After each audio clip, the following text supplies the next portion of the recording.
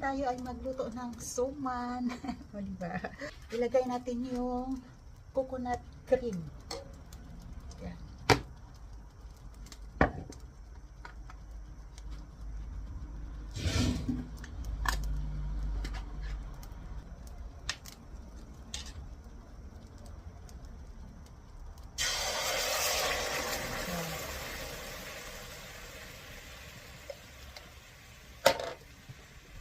Dalawang lata, guys.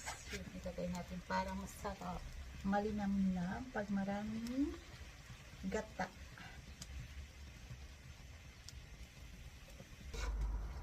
And then, isunod natin yung sugar. Ilagay natin yung lemon. Yung balat ng lemon. Para mabango siya. And then, ilagay natin yung sugar.